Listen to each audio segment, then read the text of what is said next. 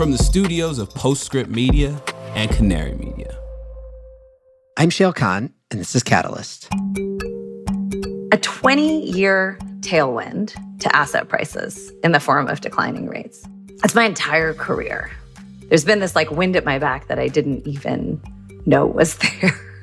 And now the wind is kind of going to blow in our face a little bit. And so I think as an economy and as an investment ecosystem, it will take some recalibration. Breathe in, 2, 3, 4. Breathe out, 2, 3, 4. Okay, let's talk SVB.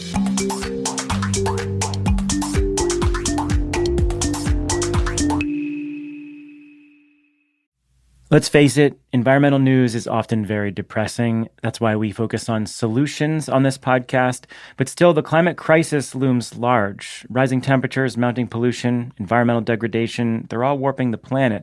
And for a lot of species, including us, things don't always look so great. But the story doesn't end there. Every Friday, Living Planet, a show from Deutsche Welle, takes you behind the headlines to figure out what's happening and how we'll get through it. It'll also help you make better choices for a healthy planet and find space to reconnect with the beauty and wonder of the world around us. You can find Living Planet wherever you get your podcasts. I'm Shail Khan. I invest in revolutionary climate technologies and energy impact partners. Welcome. So if you're anywhere in or even adjacent to the tech or venture capital world, then there's a pretty good chance that the 3-day period from March 9th to 12th of this year was one of the more intense periods of your recent professional life. It certainly was for me. On March 9th, it became clear rapidly over the course of hours that something was going seriously bad with Silicon Valley Bank. By the 10th, anyone who was trying to get access to their money and operating accounts or anyone trying to get that money out was stuck as the bank was taken over by the feds. By March 12th, the feds stepped in with a series of measures designed to restore trust not just in SVB, but in the broader banking system, which appeared under threat of contagion at the time. It was intense, let me tell you. But now the dust has kind of settled, at least on SVB. The banking sector is definitely not yet back to normal. See Credit Suisse, for example. And the future of SVB under its new ownership remains uncertain. But the most acute risk that scores of startups might not be able to make payroll on a Monday has been abated, at least for now. So we could take a deepish breath and ask 2 questions. First, what the hell happened? And second, what does it mean? For our purposes, of course, we care mostly about those questions specifically in the context of climate tech, though obviously the implications are much broader than that. So to have that deep breath discussion, I had a great conversation about this with my friend Saloni Multani, who you've heard before on this podcast. Saloni's a partner at Galvanized Climate Solutions, has a long tenured history within the finance world, and is a great friend to have, I will say, in the midst of a banking crisis. So here's Saloni. Saloni, welcome. Thanks for having me. Thank you for coming back. I want to start by noting when we're recording this, because one thing that I've learned over the years with regard to financial crises of one kind or another is that things change quickly. We've certainly seen that already in this situation. So we're recording this on March 28th in the morning. So if something major happens, if another Credit Suisse goes down, yeah, exactly. No crystal balls here. It's not our fault that this is dated. Given that, though, let's start by talking about what has happened broadly and where we are today. And then obviously we want to focus in on the world that you and I inhabit, which is in climate tech universe. But let's start more broadly. So how would you describe in brief semi-layman's terms what happened to SVB? It's funny. I'm pretty sure the reason you wanted to have me on to talk about this is because I'm the one person who's old enough to have actually been around in the last crisis and have lived through it in a pretty different seat. But I would say, okay, so taking a step back, I think hopefully this is not too kind of rudimentary, but I'll spin through it quickly in terms of just what a bank is and how a bank balance sheet works. So banks kind of by design are money multipliers who take kind of demand deposits, essentially your checking account, your savings account, We can talk separately about what the sweep accounts were, because those got a lot of press during this whole during the whole unraveling. But they take short-term demand deposits. Those are their liabilities. It's an obligation that if I put my money with the bank and then I decide I want it out, I can come get it. And then they deploy those liabilities as assets. Assets are their loans. They lend the money out. People pay them interest for lending the money out. And again, by design, banks are short liabilities, longer duration assets. And so that sort of, people talked about the duration mismatch, which was particularly egregious here, which is part of what contributed to the run. But that is a feature, not a bug of banks. And that's how, with a small amount of shareholders' equity, they're able to actually lend substantial amounts of money into the economy. So what happened in the SVB case? I mean, you kind of have to go all the way back. The bank grew incredibly fast.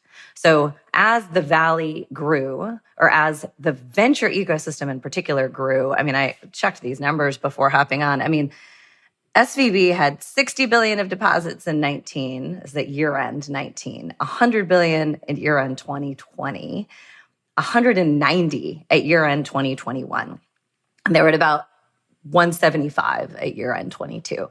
And so what happened is the bank was growing so fast and companies were raising venture rounds. Those venture rounds, they would then turn around and deposit that money in the bank. What happened was the asset side of SVB's book couldn't keep up. So they were loaning money out, but they couldn't loan it out quickly enough. So what did they do? They went out and bought other people's loans. Those included the loans of the federal government, included some mortgages.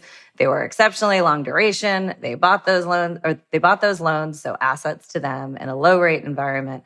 When rates go up, the value of loans and bonds goes down. This is happening to every bank. We currently, the stat I saw that the FDIC had put out was like a $600 billion hole in bank balance sheets across the US. It's a massive hole. Everyone has it because everyone was previously lending in a lower rate environment. Rates have gone up. Everybody's loan value has gone down. SVB undertook a transaction to say, look, we've got a bunch of money tied up in loans that are pretty low rate. We'd like to lend it out at a higher rate. We'd like to give ourselves a little bit of a cash cushion, whatever it is. They sold a book of loans. They took a loss. And in the presentation, when they sold those loans, they said, look, don't worry, we took a loss, but we're going to raise some capital with it. They didn't have the capital raised already. That transaction was going to happen. And basically, and other folks have been watching this for a while. It was in their 10K. This was not a hidden thing that they had these mark-to-market kind of, I don't want to say impairments, just mark-to-market effects on the asset side of their book. But when they put that out there and said they were raising cash, we had an old-fashioned run on a bank. And what they had was a level of depositor concentration. Two things. They had a bunch of uninsured deposits. The FDIC insures $250K per account. Of course, most startups are leaving way more than $250K. And the problem with that is you're exposed. If the bank goes under, you lose your money. As my kids asked me, wait, does that mean when you put your money in a bank, you're like gambling? That certainly is not the intent. Depositors they're 9 and 12. So take it for what that's worth. We certainly don't think we're gambling. And it's sort of kind of unthinkable that a depositor would have to assess the creditworthiness of a bank when you put your money in it. That's what you hope regulators have done.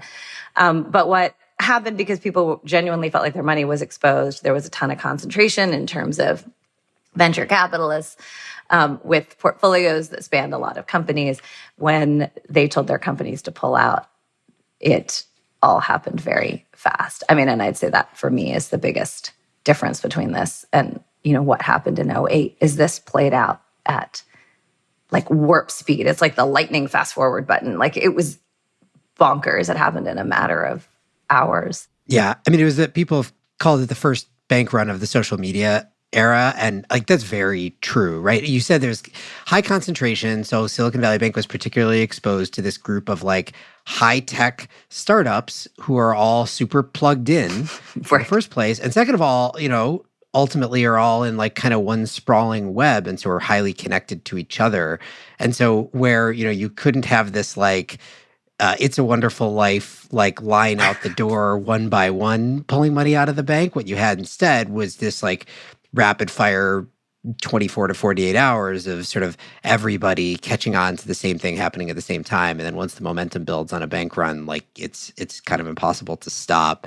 You did an incredible job there of actually encapsulating what happened into a very brief span of time. I'll maybe add one additional layer of detail to one of the things that you said, which I think is sort of the key point on how this all came to be, which is that everybody knew SVB was sitting on these out of the money loans, right? They bought loans with low interest rates. Interest rates in the market went up. That means the value of that loan book goes down.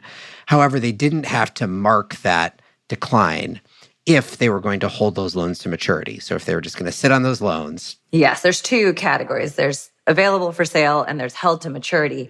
Very clearly on the held to maturity, it tells you, like, it's written out. Here's the fair value. So there was a $15 billion hold in the book, but what they carried them at was the $15 billion higher. That's right. So they're saying we're going to hold these to maturity. We know we would take a loss if we sold them. We don't intend to sell them.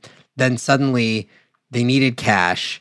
They had to sell them. They had to raise cash to pay for it. And then that triggered this whole thing. So here we go. Now we have the bank run.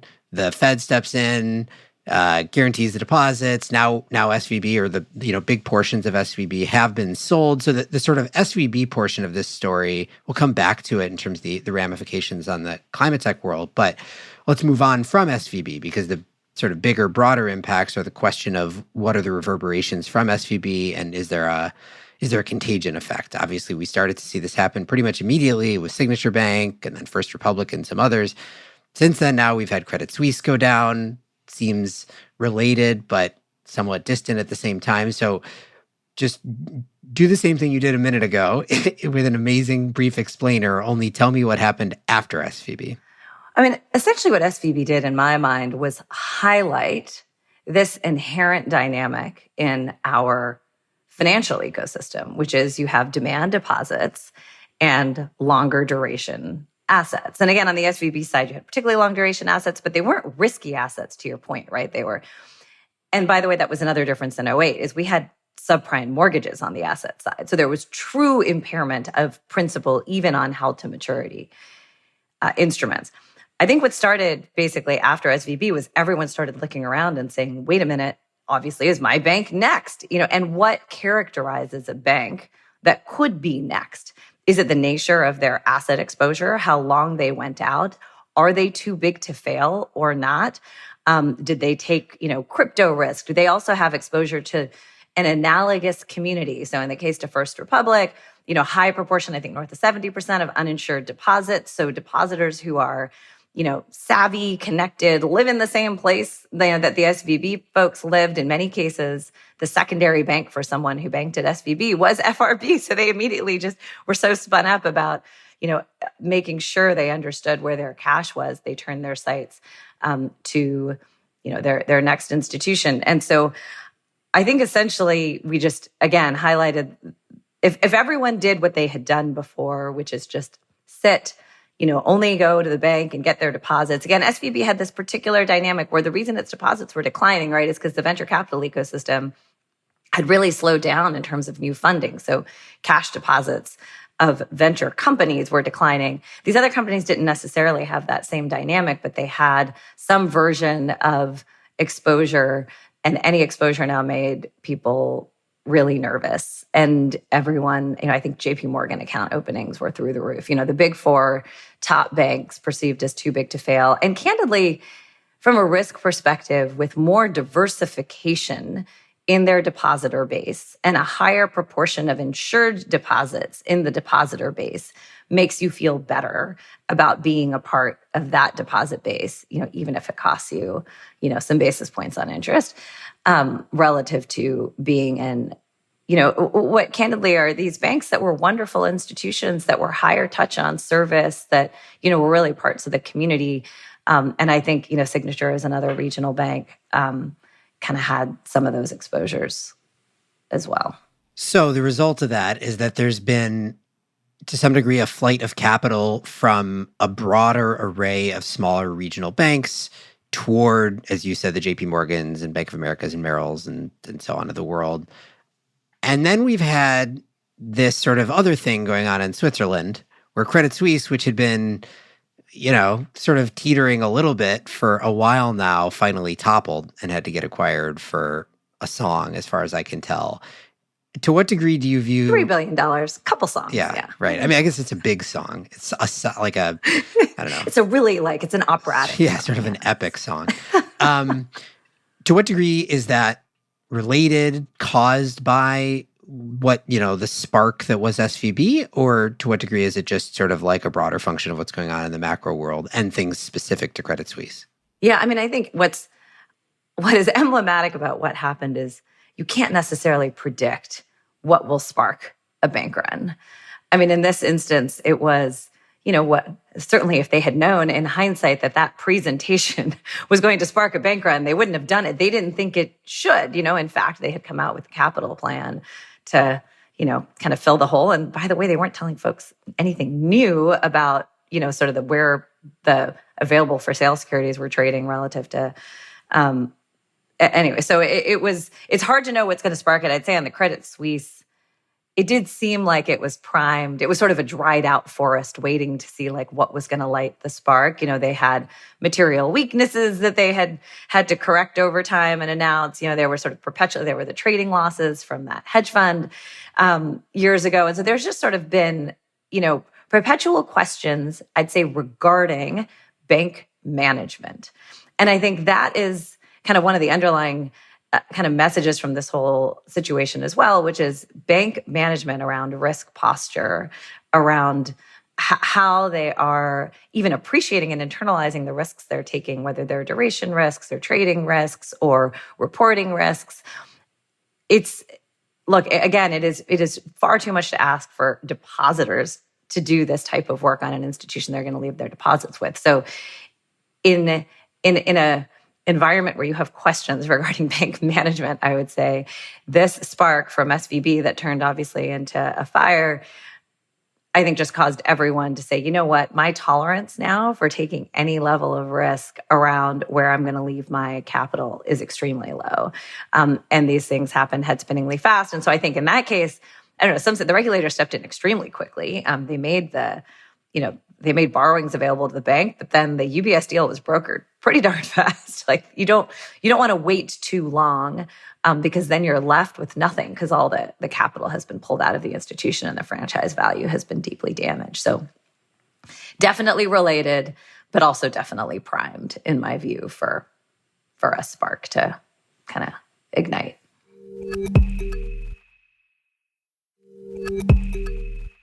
All right, so let's talk about the impact specifically around climate tech, starting with SVB, I guess, going back to SVB, because SVB was the primary de facto bank and lender for startups, period, certainly in Silicon Valley, but I think more broadly in the US, actually increasingly as well. That includes climate tech, but it's not specific to climate tech. So, putting on your sort of climate lens, do you think that there's any difference in the impact to climate tech versus tech? Oh, lots of thoughts on that. I would say, so yes, I mean, they were just unbelievably embedded in the ecosystem.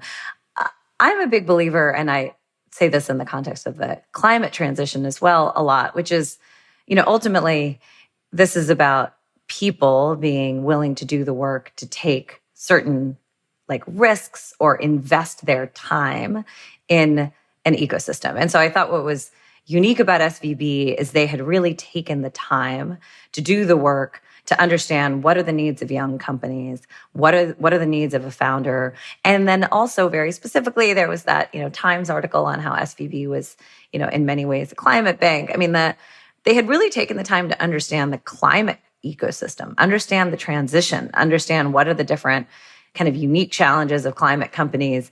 And so I think, yes, generally there was a profile of capital consumptive company that had access to, debt capital to effectively lever, kind of a later stage round and extend runway. I've heard so many stories of companies who are like, nobody else would let me even set up a bank account. The KYC requirements, the way to navigate the system is so onerous. Getting an account set up at one of these large institutions that isn't as service oriented can feel like a total labyrinth, can take much longer. And so I think they had invested the time in both startups and in climate in particular in a way that I haven't seen other institutions do as deeply. And I think that will, it's impossible that will not have an impact. Yeah, no, I mean, I think one of the things that I think a bunch of folks woke up to in the wake of the SVB collapse was how embedded it was in many different ways. I mean, yes, obviously it was a lot of startups had their deposits there. A lot of other startups had venture debt agreements with SVB, but also SVB, for example, was a major financier of community solar projects. Right. It's like 60% of community solar projects. Yeah, that was in that same article. I think it's sort of like a remarkable stat because it's such a huge, and again, I'm sure a lot of it is in this area. So some of it has to do with geography as well, but it's just and they know those companies who are doing that work and doing that project development. And so they're able to kind of understand the holistic profile of the risk in a way that a lot of banks probably look at it and say, what's that? To what degree do you think, nature abhors a vacuum? This is an opportunity. Climatech, I mean, again, stepping back, I think climatech has been, at least on a relative basis, more resilient as an early stage tech sector than the broader tech world, certainly than the sort of enterprise software world has been over the past couple of years. So if you're looking at this and you're an enterprising young bank and you're saying, wait a second, like there's a market here to be tapped. This is not what took SVB down. It wasn't because they had a bunch of deposits from tech companies or even climate tech companies.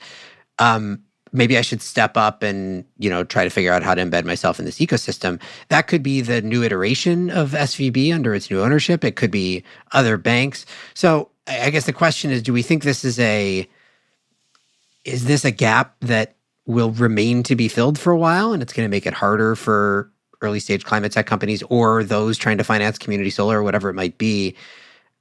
Or is this really just, the opportunity is going to shift from SVB to SVB 2.0 or from SVB to some other bank? I think, so first of all, that's the beauty of capitalism. It's an opportunity.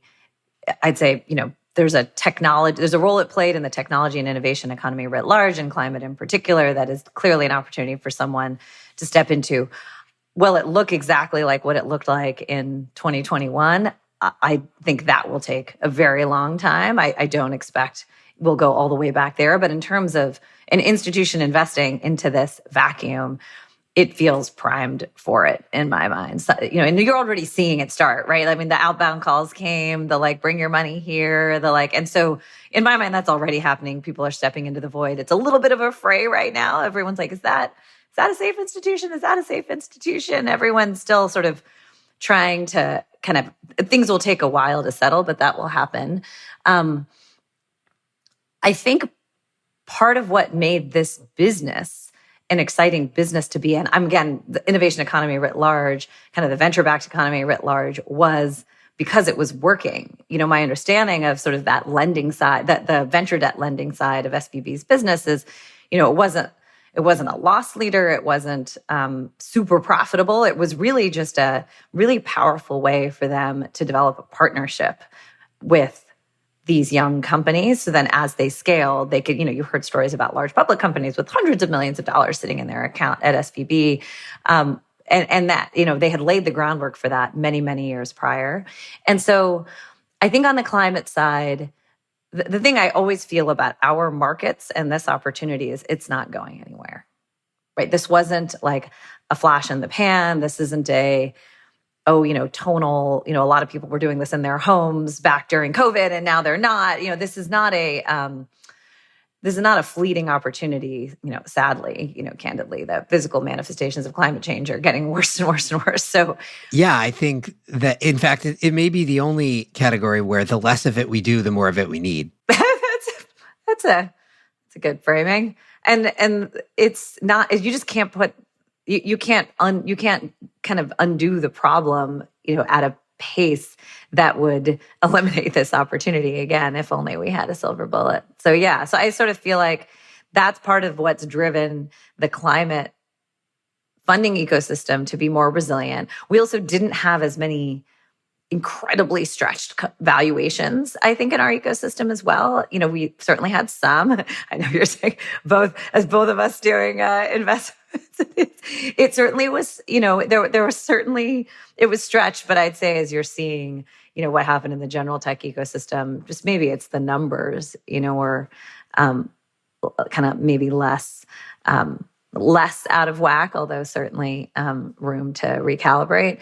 So I think folks will step into the void, but I do think we need to recognize that it's not going to, SVB's fixed. We're just going to snap back to what it used to look like. And cost of capital is going to go back to what it used to be. The ability to access capital in the form of, debt lines and the ability to sort of your expectations of, the level of service and, you're going to get from financial institutions. I don't think we're just going to snap back just because SVB's been bought.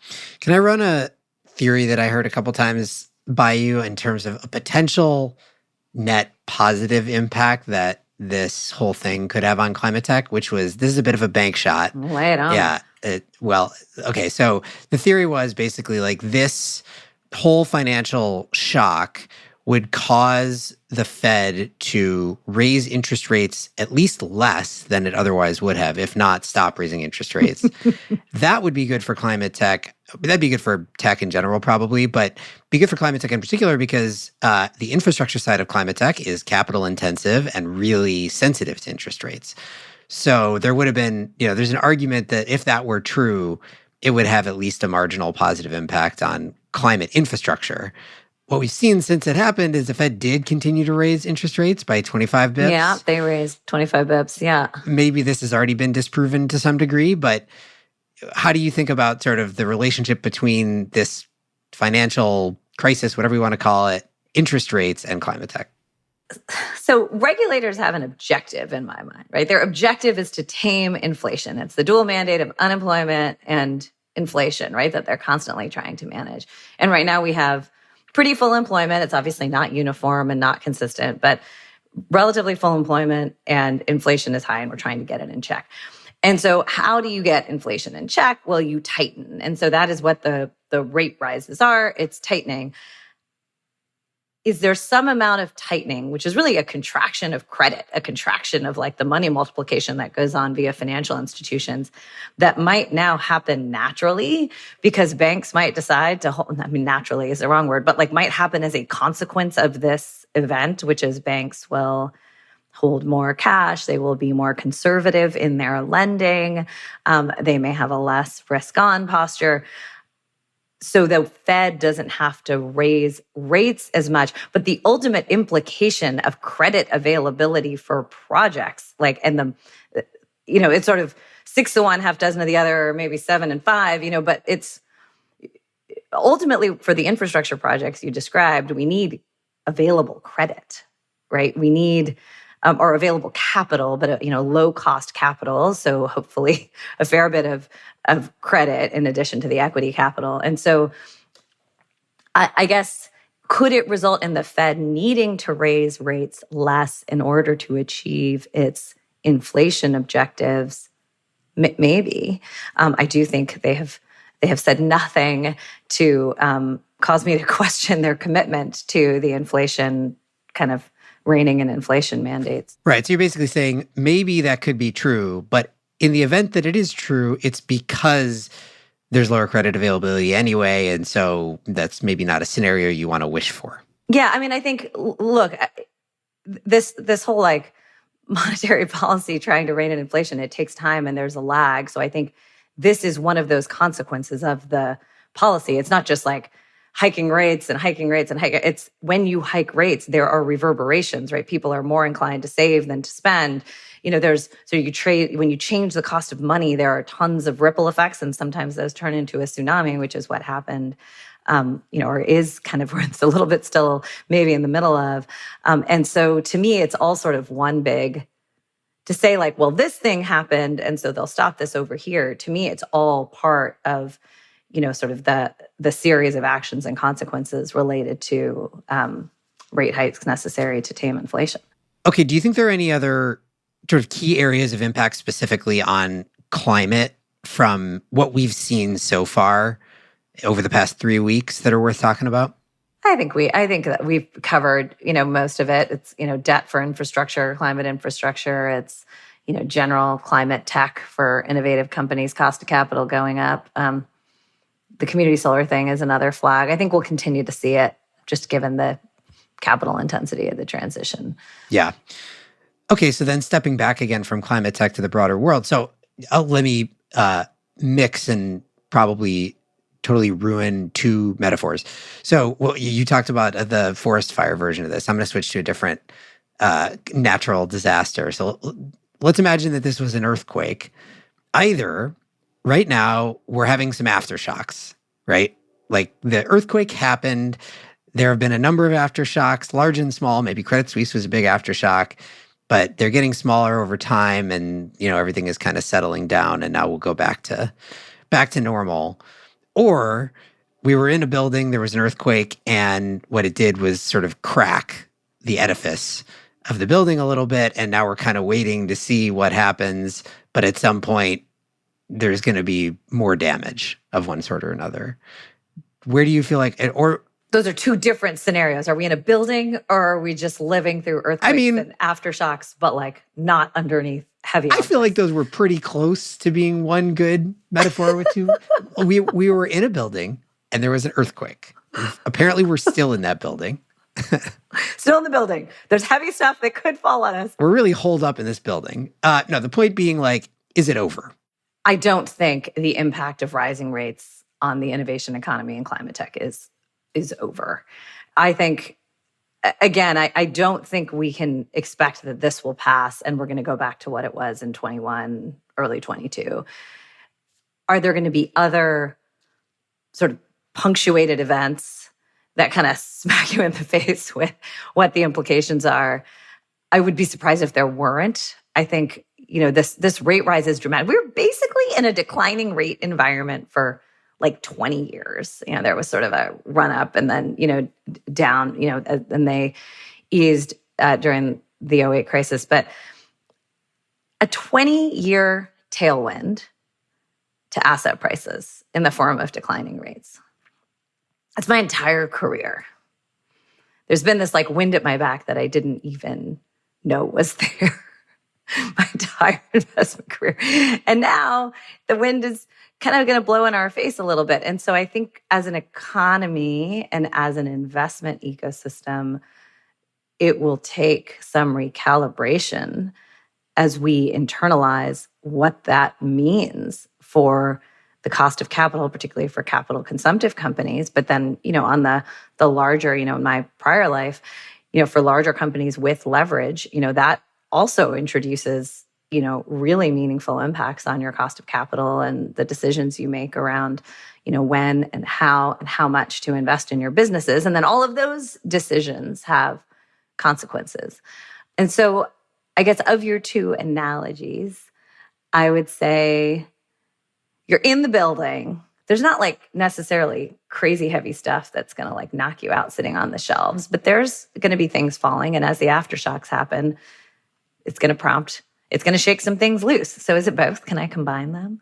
You're in the building experiencing the aftershocks. Yeah, see, the building thing works. You'll make it through. You're going to make it through. But it's going to require an adjustment period. And I don't know. I mean, I certainly feel like we're feeling it in terms of just kind of everyone finding their footing as we're all adapting to a completely different context. And it's not just a temporary change in context. I don't think that it's like a blip that will pass. It is an enduring, in some subtle and in some really dramatic ways, just, new backdrop to the work we do.